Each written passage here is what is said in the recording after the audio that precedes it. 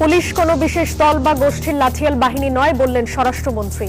আগস্টে নিষিদ্ধ আওয়ামী লীগের কার্যক্রম নিয়ে সতর্ক থাকার নির্দেশ। পুলিশ কোনো বিশেষ দলের বা গোষ্ঠীর লাঠিয়াল বাহিনী নয়, বরং পুলিশ হবে জনগণের কৃত্রিম বন্ধু। জুলাই আন্দোলনের উত্তাল 2 আগস্ট আসে সর্বাত্মক অসহযোগের ঘোষণা, ট্যাক্স বিল না দেওয়ার আহ্বান জানান নেতারা। চট্টগ্রামে ডেভিড ইমন সহ 5 জনকে 10 দিন করে রিমান্ড, 23 লাখ টাকা ডিজরার মামলায় রিজেন্টের সাহেবকে 1 বছরের কারাদণ্ড। কলাবাগানে স্ত্রী ও শাশুড়িকে ছুরিকাঘাতে হত্যার অভিযোগ, স্বামী হৃদয় ওরফে আশিক আটক, তদন্ত চলছে বলছে পুলিশ। অবহেলায় ধুঁকছে ইউনানি মেডিকেল কলেজ, জনস্বাস্থ্যে গুরুত্বপূর্ণ ভূমিকা রাখতে পারে প্রতিষ্ঠানটি, বলছেন সংশ্লিষ্টরা। ইরানে হামলা বাতিল করলেন ট্রাম্প, দ্রুত হরমুজ খুলে দেয়া ও পারমাণবিক সমঝোতার শর্তে ওয়াশিংটনের সিদ্ধান্ত।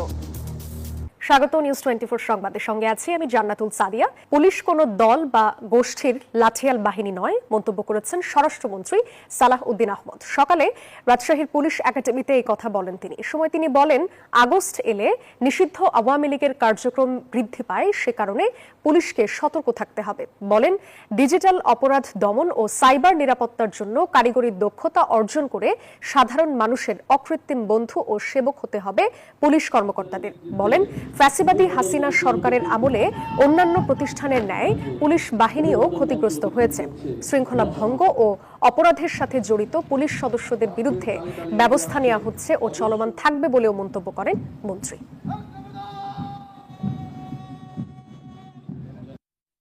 পুলিশ কোনো বিশেষ দলের বা গোষ্ঠীর লাঠিয়াল বাহিনী নয়, বরং পুলিশ হবে জনগণের কৃত্রিম বন্ধু।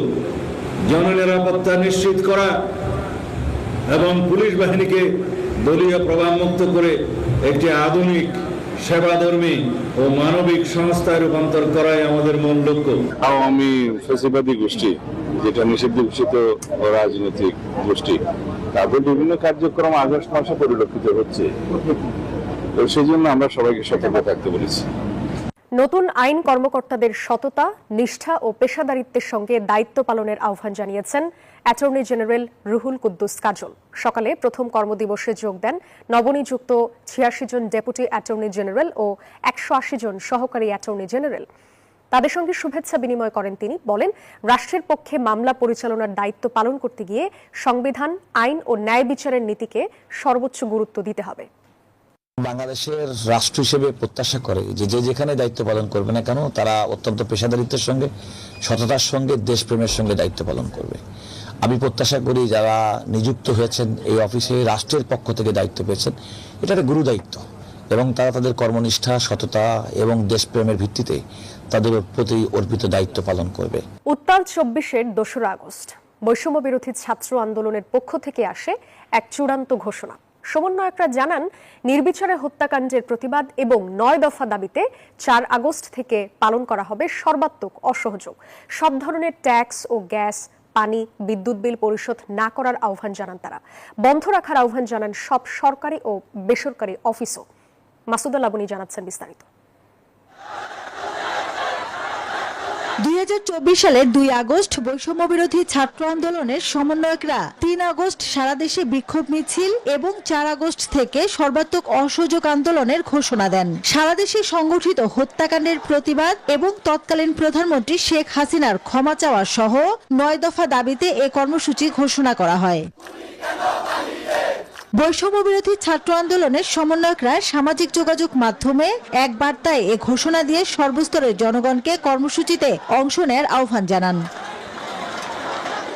সমন্বয়করা জানান, 4 আগস্ট থেকে সর্বাত্মক অসহযোগ আন্দোলন পালন করা হবে। কেউ যেন ট্যাক্স, গ্যাস, পানি ও বিদ্যুৎ বিল পরিশোধ না করেন সে আহ্বান জানানো হয়। বাংলাদেশ সচিবালয় সহ সব সরকারি বেসরকারি অফিস বন্ধ থাকবে বলেও ঘোষণা দেন তারা। সেদিন শুক্রবার হাজার হাজার মানুষ রাজধানী সহ সারা দেশে বৃষ্টি উপেক্ষা করে বিক্ষোভে অংশ নেন। এ সময় তারা হত্যাকাণ্ডের বিচার ও গ্রেফতারকৃতদের মুক্তির দাবি জানান।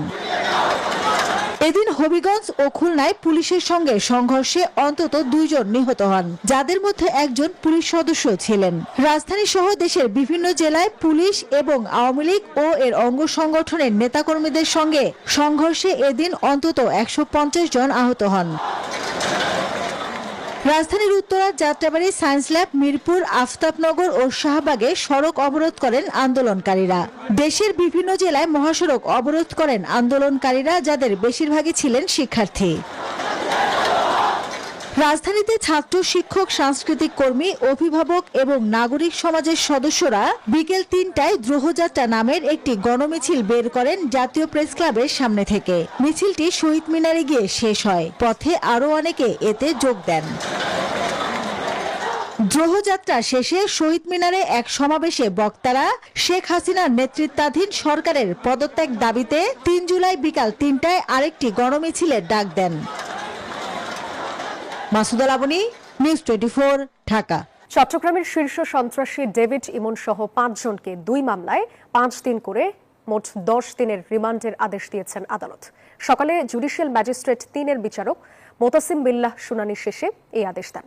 এর আগে হত্যা ও অস্ত্র মামলা সহ বিভিন্ন মামলায় 10 দিনের রিমান্ড আবেদন করেন পুলিশ। এদিকে গত বুধবার যশোর থেকে ডেভিড ইমন সহ তার সহযোগীদের গ্রেফতারের পর বৃহস্পতিবার তাদের আদালতে নেওয়া হয়। চট্টগ্রাম সিনিয়র জুডিশিয়াল ম্যাজিস্ট্রেট আদালতে তাদেরকে হাজির করার পর ফটিকছড়ি ও বাইজিদের 4টি মামলায় গ্রেফতার দেখানোর আদেশ দেন বিচারক। 23 লাখ টাকার চেক ডিজঅনারের মামলায় রিজেন্ট হাসপাতালের চেয়ারম্যান মোহাম্মদ শাহেদ করিমকে 1 বছরের কারাদণ্ড দিয়েছে আদালত। ঢাকার 3য় যুগ্ম মহানগর দায়রা জজ আদালতের বিচারক মোহাম্মদ আরিফুল ইসলাম এই রায় ঘোষণা করেন। তার জামিন নামঞ্জুর করে কারাগারে প্রেরণ করার নির্দেশ দেয় আদালত। দণ্ডের পাশাপাশি তাকে চেকের সমপরিমাণ অর্থদণ্ডে দণ্ডিত করা হয়েছে। আসামি পক্ষের আইনজীবী মোহাম্মদ দবির উদ্দিন এই তথ্য নিশ্চিত করেন। তিনি বলেন, গত 3রা মে আসামির অনুপস্থিতিতে আদালত এ মামলার রায় ঘোষণা করেন। আজ তাকে ওই মামলায় সাজা পরোয়ানার ভিত্তিতে গ্রেপ্তার দেখানো হয়েছে। শাহিদের বিরুদ্ধে বর্তমানে মোট 35টি মামলা রয়েছে। যে মামলাটা চলমান আছে, তারপর 2026 আর 2020-এ ওনার বিরুদ্ধে চেকের মামলা দায়ের করে চেকের মূল টাকা হলো 23,18,358 টাকা। এই মামলায় 3/5/2026 তারিখে বিজ্ঞ যুগ্ম মহানগর দায়রা জজ 3য় আদালত 1 বছরের সাজা এবং চেকের সমপরিমাণ অর্থে অর্থদণ্ডিত করেন। আজকে মামলায় ওনাকে সুনারিশ দেখাইছে। স্বামীর ছুরিকাঘাতে প্রাণ হারালেন স্ত্রী ও তার মা। সকাল 9:30টার দিকে রাজধানীর কলাবাগানের আল আমিন মসজিদ গলি এলাকায় এই ঘটনা ঘটে। ঘটনাস্থলেই প্রাণ হারান স্ত্রী, আর তার মায়ের মৃত্যু হয় ঢাকা মেডিকেলে। হৃদয় ওরফে আশিক নামের ঘাতককে আটক করেছে পুলিশ। প্রাথমিকভাবে ধারণা করা হচ্ছে পারিবারিক কলহেই এই হত্যাকাণ্ড। রাজধানীর কলাবাগানের আলামিন মসজিদের গলি। হঠাৎ আকস্মিক চিৎকার চেঁচামেচিতে থমকে উঠে এলাকাটি। তুচ্ছ বিষয় নিয়ে কথা কাটাকাটি থেকে মুহূর্তেই ঘটে যায় প্রাণহানির ঘটনা। প্রত্যক্ষদর্শীরা জানান, পারিবারিক বিবাদের এক পর্যায়ে ক্ষিপ্ত হয়ে স্ত্রী ফারজানা আক্তার রাত্রিকে ছুরিকাঘাত করেন স্বামী হৃদয় ওরফে আশিক। মেয়েকে বাঁচাতে এগিয়ে আসেন মা ফিরোজা বেগম।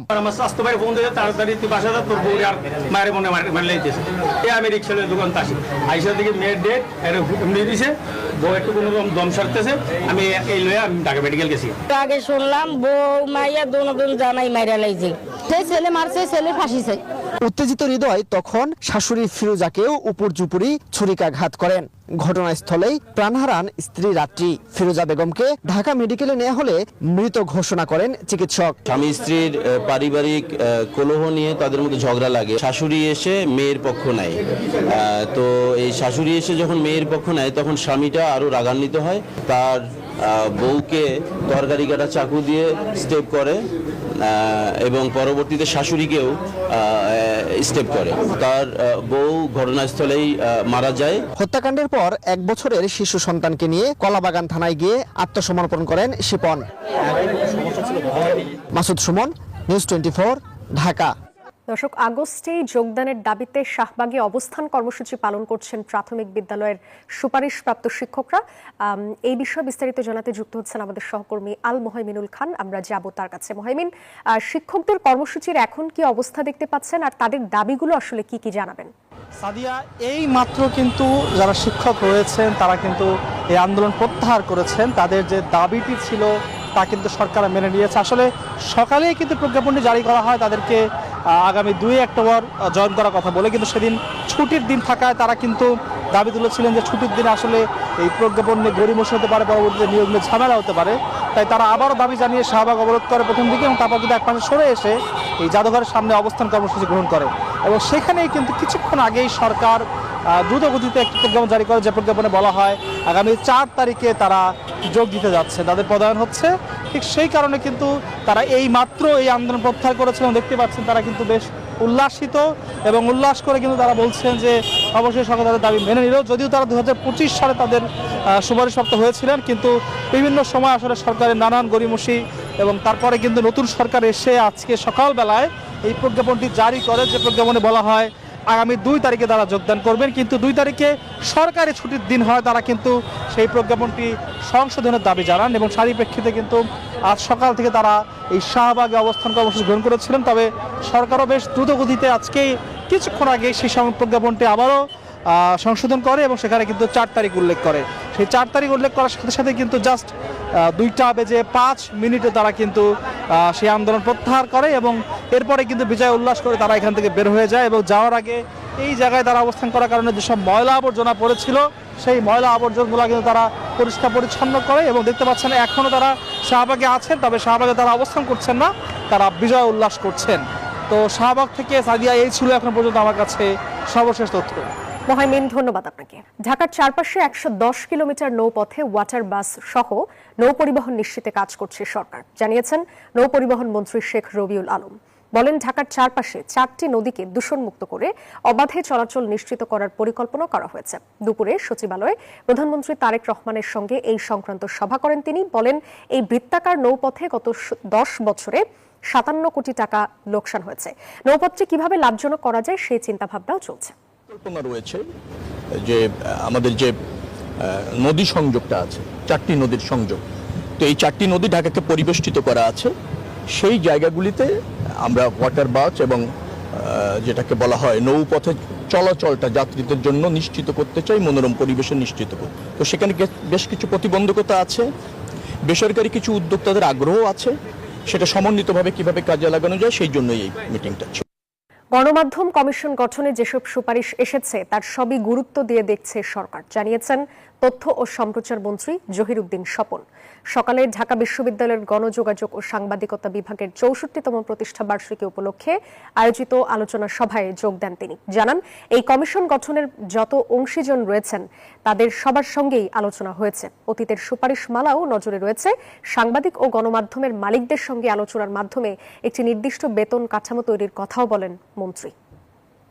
একটা সার্বজনীনতার মধ্যে আমরা কিভাবে যেতে পারি, ফলে শুধুমাত্রই নিজের লক্ষ্য দেখে যদি আমি ধাবিত হই, তার আগে যে এই কাজটা সার্বজনীনভাবে না করতে পারি, তাহলে এই বিষয়ের বিতর্ক অনিষ্পন্নই থেকে যাবে। আমি দায়িত্ব নিচ্ছি যে আপনাদের এই বিষয়টি সরকার থেকে হোক আর যেখান থেকেই হোক, আপনাদের এই দাবি পূরণ হবে। বাংলাদেশ ও নেপালের মধ্যে বিদ্যমান বন্ধুত্বপূর্ণ সম্পর্ক ভবিষ্যতে আরও সুদৃঢ় ও দীর্ঘস্থায়ী হবে বলে মন্তব্য করেছেন স্থানীয় সরকার, পল্লী উন্নয়ন ও সমবায় মন্ত্রণালয়ের মন্ত্রী মির্জা ফখরুল ইসলাম আলমগীর। সকালে ঠাকুরগাঁও ডায়াবেটিক সমিতির আয়োজনে নেপাল ও বাংলাদেশের যৌথ উদ্যোগে অনুষ্ঠিত ফ্রি আই ক্যাম্প 2026 এর উদ্বোধনী অনুষ্ঠানে এসব কথা বলেন তিনি। বলেন, ভৌগোলিকভাবে নেপাল বাংলাদেশের খুব দূরে নয়, সীমান্তবর্তী ও প্রত্যন্ত অঞ্চলের অনেক মানুষ অর্থের অভাবে চোখের চিকিৎসা নিতে পারেন না। ভবিষ্যতে এ ধরনের মানবিক স্বাস্থ্যসেবা দেশের অন্যান্য এলাকাতেও সম্প্রসারিত হবে বলে জানান মন্ত্রী। But this event will definitely strengthen our friendship with Nepal. Nepal is our friend since long. Even before the Liberation War or partition, we had a close connection with Nepal. Manik Mia এভিনিউতে 350 ফিট রাস্তায় graffiti আঁকছে 13 জন শিল্পী। সকাল 9টায় জাতীয় সংসদ ভবনের সামনে জাতীয় জাদুঘরের উদ্যোগে এই কার্যক্রম শুরু হয়। রাস্তায় গ্রাফিতি আঁকার কাজ চলবে সন্ধ্যা 6টা পর্যন্ত। এই অনুষ্ঠানের উদ্বোধন করেন সংস্কৃতি বিষয়ক মন্ত্রী নিতাই রায় চৌধুরী। এ সময় মন্ত্রী জানান, জুলাইয়ের স্মৃতি ধরে রাখতেই এই আয়োজন। এছাড়াও জুলাই যোদ্ধাদের আঁকা গ্রাফিতি সংরক্ষণেও মন্ত্রণালয়ের পক্ষ থেকে বিভিন্ন উদ্যোগ নেওয়া হয়েছে বলে জানান তিনি। সারা বিশ্ব যখন ক্রমেই ফিরে যাচ্ছে প্রাকৃতিক উপাদান নির্ভর ট্রেডিশনাল মেডিসিন বা দেশীয় চিকিৎসা পদ্ধতিতে, সেখানে রাজধানীর সরকারি ইউনানি ও আয়ুর্বেদিক মেডিকেল কলেজ হাসপাতালটি যেন আজও অন্ধকারে। বিশেষজ্ঞরা বলছেন, কর্তৃপক্ষের সুদৃষ্টি পেলে এই চিকিৎসা পদ্ধতি হয়ে উঠতে পারে জনস্বাস্থ্যের অন্যতম সহায়ক। হায়দার আলীর ক্যামেরায় রিশাদ হাসানের রিপোর্ট। রফিকুল ইসলাম একজন বীর মুক্তিযোদ্ধা। স্বাধীনতা যুদ্ধে গুলি লাগা পায়ের যন্ত্রণা বয়ে বেড়াচ্ছেন আজও। প্রচলিত প্রায় সকল চিকিৎসা নিয়েও আরোগ্য লাভ না করায় তিনি এসেছেন রাজধানীর মিরপুরে অবস্থিত সরকারি ইউনানি ও আয়ুর্বেদিক মেডিকেল কলেজ হাসপাতালে। আমি দীর্ঘদিন অনেক জায়গায় আমি চিকিৎসা নিয়েছি, আমার কোনো উপকার হয় নাই। পরে আমরা এখানে আসছি, যে আসার পরে আমি থেরাপি দিয়েছি, আমার ডাইন ভাই আমার কাছে খুব ভালো লাগছে। রফিকুল ইসলামের মতো এমন মানুষের সংখ্যা বাংলাদেশে কম নয়। সরকারি তথ্যমতে দেশে ৭১% মৃত্যুর প্রধান কারণ অসংক্রামক ব্যাধি, যেখানে সবচেয়ে কার্যকরী প্রাকৃতিক উপাদান নির্ভর চিকিৎসা পদ্ধতি। সরকারি ইউনানি ও আয়ুর্বেদিক মেডিকেল কলেজ হাসপাতাল, যেখানে প্রাকৃতিক উপাদান নির্ভর ট্রেডিশনাল মেডিসিন বা দেশীয় চিকিৎসা করা হয়।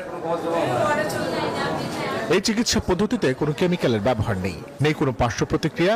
নিয়মিত সেশন আর থেরাপির মাধ্যমেই সহজলভ্য ওষুধ সেবনে আরোগ্য লাভ করেন অনেকেই। ইনশাল্লাহ আমি ভালো, এবং বিষ ব্যথা ছিল সেটাও মোটামুটি ইনশাল্লাহ কমছে। 8-10টা নিছি, আকুপাঙ্কচার সেশন নিছি, এতে মোটামুটি আমি উপকৃত। যদিও এলোপ্যাথি ও আধুনিক চিকিৎসার ভিড়ে প্রাচীন চিকিৎসা পদ্ধতির জৌলুস হারিয়েছে অনেক আগেই, তবু জনস্বাস্থ্য ও সহজলভ্যতা বিবেচনায় আবারও নতুন করে সামনে আসছে ইউনানি ও আয়ুর্বেদিক চিকিৎসা। প্রাইভেট দেখাইছে, কিন্তু ওষুধ খেয়েছে কি ঠিকই, কিন্তু কোনো কাজ হয় নাই। মনের একটা আশায় যদি ভালো হয়। এই মেডিকেল কলেজ হাসপাতালের নামমাত্র মূল্যে চিকিৎসা সেবা নিতে পারেন সাধারণ মানুষ।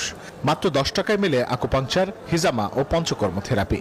এটা 3 প্রকার হয়ে থাকে: ড্রাই কাপিং, ওয়েট কাপিং এবং ড্রাই ম্যাসেজ থেরাপি। 10টা সেশন বা 15টা সেশনে আশা করি সে আশানুরূপ অনেক ভালো হবে ইনশাল্লাহ। টারশিয়ারি লেভেল থেকে শুরু করে দেশের প্রতিটি উপজেলা হাসপাতাল, এমনকি ইউনিয়ন পর্যায়েও ইউনানি ও আয়ুর্বেদিক চিকিৎসক নিয়োগ দেবার বিধান থাকলেও বেশিরভাগ নিয়োগই আটকে আছে আমলাতান্ত্রিক জটিলতায়। অনেকগুলো পোস্ট ক্রিয়েট হয়েছে, অর্গানোগ্রাম আছে, উপজেলাগুলোতে ডিস্ট্রিক্টগুলোতে পোস্ট ফাঁকা আছে, কিন্তু সরকারিভাবে কোনো নিয়োগ হচ্ছে না। যদি এই সকল পোস্টগুলা আমাদের যারা পাস করে আসে বিভিন্ন জায়গায়, এরা যদি নিয়োগ দেওয়া হয়, তাইলে হয়তো জনগণ এটার ভালোভাবে আরও ইউনানি আয়ুর্বেদিক একটা চিকিৎসা পদ্ধতি আছে, এখানে বিভিন্ন ধরনের স্পেশালিস্ট কিছু চিকিৎসা আছে, এটা জানতো। হাজার বছরের ঐতিহ্য বহন করা এই ইউনানি ও আয়ুর্বেদিক চিকিৎসাকে সময়োপযোগী মানুষের আস্থার জায়গায় নিয়ে আসতে হলে সবচেয়ে বেশি প্রয়োজনে ঔষধ সরবরাহ, সেই সাথে প্রয়োজন দক্ষ জনবল এবং সেই সাথে এর আধুনিকায়ন। যদি ঠিকমতো তদারকি এবং কর্মপরিকল্পনা ঠিক করা যায়, বিশেষজ্ঞরা বলছেন এটিও হয়ে উঠতে পারে জনস্বাস্থ্যের আরেক বড় সহায়ক। রিশাদ হাসান, নিউজ 24, ঢাকা। সাতক্ষীরায় অনেক শিক্ষার্থী পাচ্ছেন না উপবৃত্তির অর্থ। এ নিয়ে শিক্ষার্থীদের মধ্যে দেখা দিয়েছে ক্ষোভ। বিষয়টি সংশ্লিষ্ট মন্ত্রণালয়ে জানানো হলেও কোনো সুরাহা পাননি বলে অভিযোগ ভুক্তভোগীদের। মনিরুল ইসলাম মনির তথ্য ছবিতে ডেস্ক রিপোর্ট। সাতক্ষীরার তালা উপজেলার এজেএইচ মাধ্যমিক বিদ্যালয়, এখানে উপবৃত্তির তালিকায় রয়েছে 170 শিক্ষার্থী। মোবাইল ব্যাংকিং নগদের মাধ্যমে শিক্ষার্থীদের অ্যাকাউন্টে উপবৃত্তির অর্থ পাঠানোর কথা থাকলেও সিংহভাগ শিক্ষার্থীর মোবাইলে আসেনি কোনো টাকা। ফলে অনেক দরিদ্র শিক্ষার্থীর পড়াশোনা চালানো নিয়ে দেখা দিয়েছে অনিশ্চয়তা। প্রতি বছরই আমরা উপবৃত্তির টাকা পাই, কিন্তু এই বছর আমার অন্য সহপাঠীরা পেলেও আমি সহ আরো 10 জন এই উপবৃত্তির টাকা পাইনি। আমরা এই টাকা দিয়ে আমাদের বই খাতা এবং টিউশন ফি অনেক কিছু দিই, কিন্তু এই বছর আমরা এই টাকাটা পাইনি। এর জন্য আমরা খুব দুশ্চিন্তায় আছি। একই চিত্র দেখা গেছে জেলা শহরের ঐতিহ্যবাহী নবারুণ উচ্চ বিদ্যালয়েও। শুধু তালা বা সাতক্ষীরা সদরই নয়, কালীগঞ্জ, শ্যামনগর, আশাশুনি, কলারোয়া ও দেবহাটা উপজেলার প্রায় সব মাধ্যমিক স্কুলেই সরকারের দেয়া অর্থ সহায়তা পায়নি অনেক শিক্ষার্থী। আমার সহপাঠীরা উপবৃত্তি পেয়েছে, কিন্তু আমি এখনো উপবৃত্তি পাইনি। দ্রুত যাতে আমাদের উপবৃত্তি টাকা দেয়, তার জন্য শিক্ষামন্ত্রীর দৃষ্টি আকর্ষণ করছি। এই বিষয়ে প্রধান শিক্ষক ও স্থানীয় শিক্ষা কর্মকর্তারা সংশ্লিষ্ট মন্ত্রণালয়ে যোগাযোগ করেও কোনো সুরাহা পাননি। আমাদের ঊর্ধ্বতন কর্তৃপক্ষ, বিশেষ করে মাধ্যমিক শিক্ষা অফিসকে অবহিত করেছি, ঢাকাতেও অবহিত করেছি। আমি মাননীয় শিক্ষামন্ত্রী সহ সকল কর্তৃপক্ষের সুদৃষ্টি কামনা করছি, আমার শিক্ষার্থীরা যেন দ্রুত টাকাগুলো পায়। কিছু ত্রুটির কারণে আমাদের কাছে অভিযোগ আসছে যে নগদ মেয়াদত অথবা এনআরডি সমস্যার কারণে উপবৃত্তি পাইনি। আমরা এটা কর্তৃপক্ষকে জানিয়েছি, দ্রুত এর সমাধান করবে বলে আমি আশা করছি। উপবৃত্তির অর্থ শিক্ষার্থীদের কাছে পৌঁছাতে সরকার দ্রুততম সময়ের মধ্যে ব্যবস্থা গ্রহণ করবে বলে প্রত্যাশা সুবিধা বঞ্চিতদের। Desk report, news 24। মৌলভীবাজারের মনু ও ধলাই নদীতে অবৈধভাবে চলছে বালু উত্তোলনের মহোৎসব। সরকারি তালিকায় ২৭টি বালুমহাল থাকলেও অভিযোগ রয়েছে শতাধিক স্থানে অবৈধ ড্রেজার বসিয়ে দিনরাত বালু তোলা হচ্ছে। ফলে একদিকে নদীর পরিবেশ ও জীববৈচিত্র্য হুমকির মুখে পড়ছে, অন্যদিকে ট্রলার ও ড্রেজারের শব্দে অতিষ্ঠ হয়ে পড়েছে নদী তীরবর্তী দুই পাড়ের বাসিন্দারা। শেখ সিরাজুল ইসলাম সিরাজের পাঠানো তথ্য ছবিতে ডেস্ক রিপোর্ট। মনু ও ধলাই নদীর বিভিন্ন স্থানে প্রকাশ্যে চলছে অবৈধ বালু উত্তোলন। দিনের পর দিন প্রশাসনের চোখের সামনেই অবাধে তোলা হচ্ছে বালু, যার খেসারত দিচ্ছে নদী আর নদী পাড়ের মানুষ। চোখের সামনে নদীর করাল গ্রাসে চলে যাচ্ছে কৃষি জমি ও বসত ভিটা। সরকার অনুমোদিত ২৪টি আর অনুমোদনহীন ৩টি সহ মোট ২৭টি বালুমহাল তালিকায় থাকলেও এর বাইরে শতাধিক স্থানে ট্রলার ও ড্রেজার বসিয়ে দিনরাত চলছে বালু উত্তোলনের কাজ। এদিকে বালু উত্তোলনে বাধা দিলে রাজনৈতিক প্রভাবশালী নাম ভাঙিয়ে দেয়া হচ্ছে হুমকি। স্থানীয় নেতাদের প্রশ্রয়ে অবৈধ ব্যবসা চললেও প্রশাসনের নজরদারি খুব একটা নেই বলে অভিযোগ স্থানীয়দের। তারা অবৈধভাবে বালু উত্তোলন করে, এমনকি বিকট পর্যায়ে শব্দ দূষণ করে।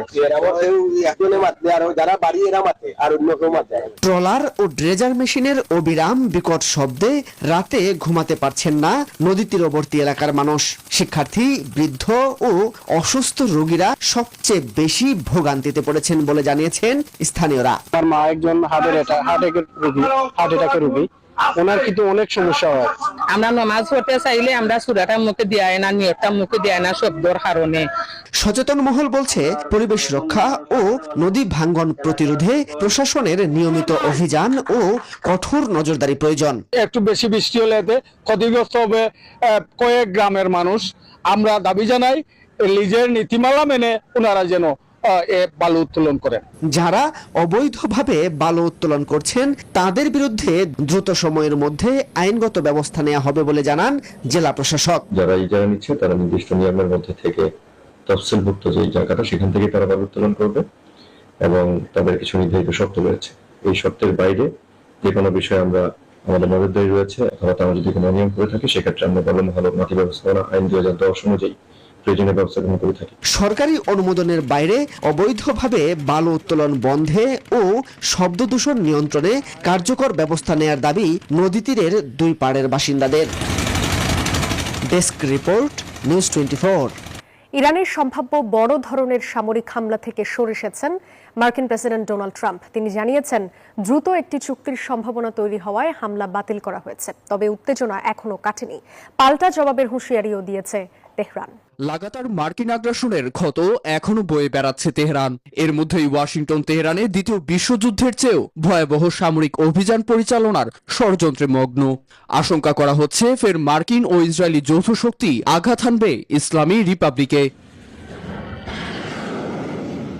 তবে শেষ নাগাদ আগ্রাসনের পথ নয়, বরং কূটনৈতিক পথ অনুসরণেরই বার্তা দিয়েছে ওয়াশিংটন। মার্কিন প্রেসিডেন্ট ডোনাল্ড ট্রাম্প বলেছেন, যুক্তরাষ্ট্র সর্বোচ্চ সামরিক প্রস্তুতি রেখেছে এবং প্রয়োজন হলে এমন শক্তি প্রয়োগ করবে যা দ্বিতীয় বিশ্বযুদ্ধের পর দেখা যায়নি। তবে বিশ্বের স্থিতিশীলতা রক্ষায় এমন করতে চান না তিনি। ট্রাম্পের ভাষ্য, চুক্তির মধ্যে থাকবে হরমুজ প্রণালী পুরোপুরি খুলে দেয়া ও ইরানের পারমাণবিক হুমকির অবসান। ট্রাম্পের এমন বার্তার আগে যে কোনো হুমকির জবাব সমানুপাতিকভাবে দেওয়ার হুঁশিয়ারি দেয় ইরান, যা মধ্যস্থতাকারী তুরস্ক, পাকিস্তান ও সৌদি আরবকে স্পষ্ট করেন দেশটির পররাষ্ট্রমন্ত্রী আব্বাস আরাকচি। এমনকি ইরানের আইন প্রণেতা ইব্রাহিম রেজাই বলেন, হামলা হলে জবাব শুধু পারস্য উপসাগরে সীমাবদ্ধ থাকবে না, শত্রুর অন্যান্য ঘাঁটিও লক্ষ্যবস্তুতে পরিণত হবে। অন্যদিকে ইরান ইস্যুতে যুক্তরাষ্ট্রের অবস্থানের সঙ্গে একাত্ম প্রকাশ করেছে ইসরায়েল। নীরব দাস, নিউজ 24। রাশিয়ার রাজধানী মস্কোর একটি অভিজাত রেস্তোরাঁয় ভয়াবহ বোমা বিস্ফোরণে অন্তত ৩ জন নিহত এবং ২১ জন আহত হয়েছেন। দেশটির জাতীয় সন্ত্রাস বিরোধী কমিটির দাবি, বিস্ফোরক বহনকারী এক নারী এর সঙ্গে জড়িত। রাশিয়ার প্রাণ কেন্দ্রে এমন হামলাকে সন্ত্রাসবাদ আখ্যা দিয়েছেন অনেকেই। মস্কো জুড়ে থমথমে পরিবেশ, আতঙ্কে ছুটছেন সাধারণ মানুষ। রাজধানীর কুদ্রিনয়েস্কা স্কয়ারে বালজিরোসি রেস্তোরাঁয় ভয়াবহ বোমা বিস্ফোরণের পর থেকেই এমন পরিস্থিতি। স্থানীয় সময় শনিবার বোমা বিস্ফোরণে হতাহতের ঘটনা ঘটে। খবর পেয়ে পুরো এলাকা নিরাপত্তার চাদরে ঢেকে ফেলে পুলিশ ও রাশিয়ান ন্যাশনাল গার্ড। শুরু হয় উদ্ধার অভিযান। জাতীয় সন্ত্রাস বিরোধী কমিটির দাবি, তাৎক্ষণিকভাবে তৈরি বিস্ফোরক বা আইইডি বহন করছিলেন এক নারী। রেস্তোরাঁয় প্রবেশের সময় তাকে বাধা দিলে বিস্ফোরণে তিনি সহ গার্ড ও এক অতিথি নিহত হন। নিশ্ছিদ্র প্রতিরক্ষা ব্যবস্থা, নজিরবিহীন গোয়েন্দা সংস্থা ও পারমাণবিক শক্তির ভূখণ্ডে এমন ঘটনায় হতবাক সবাই। রুশ গণমাধ্যমও প্রকাশ করেছে ভিন্ন ভিন্ন তথ্য। রুশ ভাষার সংবাদ মাধ্যম ও টেলিগ্রাম চ্যানেল অ্যাস্ট্রা বলছে, এক জেনারেলের জন্মদিনে হামলার পায়তারা চলছিল। আবার এমনও ধারণা করা হচ্ছে বিস্ফোরক বহনকারী নারী নিজেও হয়তো জানতেন না তার কাছে বোমা রয়েছে। পরাশক্তির প্রাণকেন্দ্রে বোমা হামলার বিষয়ে মার্কিন প্রতিরক্ষা দপ্তরের সাবেক কর্মকর্তা মাইকেল মালুফর বলেন, হামলার লক্ষ্য ছিল সর্বোচ্চ সংখ্যক মানুষের প্রাণহানি। লোকচক্ষুর আড়ালে দেশটিতে বিচ্ছিন্নতাবাদী বা সন্ত্রাসবাদ দানা বাঁধছে বলে মত তার। জানিয়ে এখনো মুখ খোলেনি ক্রেমলিন। নীরব দাস, নিউজ 24। এই ছিল নিউজ 24 সংবাদে এতক্ষণ সাথে থাকার জন্য ধন্যবাদ সবাইকে।